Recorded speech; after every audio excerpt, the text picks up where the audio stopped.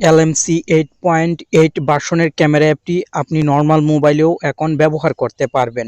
আমি একটি ফটো তুলেছি এই ক্যামেরা অ্যাপ দিয়ে, দেখতে পাচ্ছেন অনেক বেশি সুন্দর দেখাচ্ছে।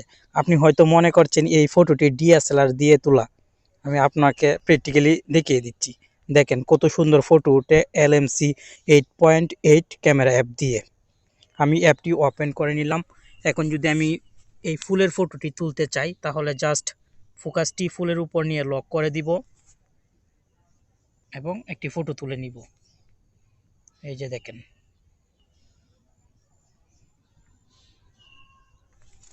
অসাধারণ। এই ফটোগুলো আপনি যদি ফেসবুকে পোস্ট করেন সবাই অবাক হয়ে যাবে। আর আপনার নিজের ফটো যদি এই ক্যামেরা অ্যাপ দিয়ে তুলেন তাহলে অনেক বেশি সুন্দর দেখাবে এবং ফটো HD কোয়ালিটির হবে। নর্মাল মোবাইলেও কিন্তু এই ক্যামেরা অ্যাপটি সাপোর্ট করবে LMC 8.8 ভার্সনের।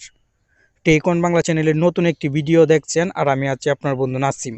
আপনি যদি প্রতিদিন নতুন নতুন বিষয় সম্পর্কে জানতে চান তাহলে অবশ্যই আমাদের এই চ্যানেলের সাথেই থাকবেন। চলুন এখন আপনাকে দেখিয়ে দেই সহজে কিভাবে আপনি LMC 8.8 ক্যামেরা অ্যাপটি ইনস্টল করে ব্যবহার করবেন। অ্যাপটি ইনস্টল করার জন্য আপনি ভিডিও ডিসক্রিপশন বক্স চেক করবেন। ভিডিও ডিসক্রিপশন বক্সে আপনি এরকম একটি লিঙ্ক পেয়ে যাবেন। আমি লিখে দিব LMC 8.8 ক্যামেরা অ্যাপ লিঙ্ক।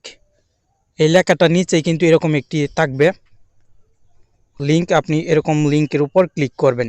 লেখা থাকবে drive.google.com/file ইত্যাদি, এরকম লেখা থাকবে। আপনি জাস্ট এই লেখাটার উপর ক্লিক করবেন। ক্লিক করার সঙ্গে সঙ্গে আপনাকে এরকম একটি পেজে নিয়ে আসা হবে। এখন আপনি এখান থেকে এই আইকনে ক্লিক করবেন অথবা এখান থেকে এই আইকনে ক্লিক করবেন। তাহলে কিন্তু এই ক্যামেরা অ্যাপটি আপনার মোবাইলে চলে আসবে এবং আপনি ইনস্টল করে নিতে পারবেন। LMC 8.8 এই লেটেস্ট ভার্সনের ক্যামেরা অ্যাপটি কিন্তু আপনি অন্য কোথাও পাবেন না।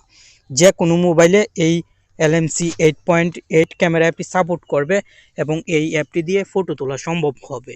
আপনি যদি এই ক্যামেরা অ্যাপটি মোবাইলে সঠিকভাবে ইউজ না করতে পারেন তাহলে কমেন্ট বক্সে জানিয়ে দিবেন।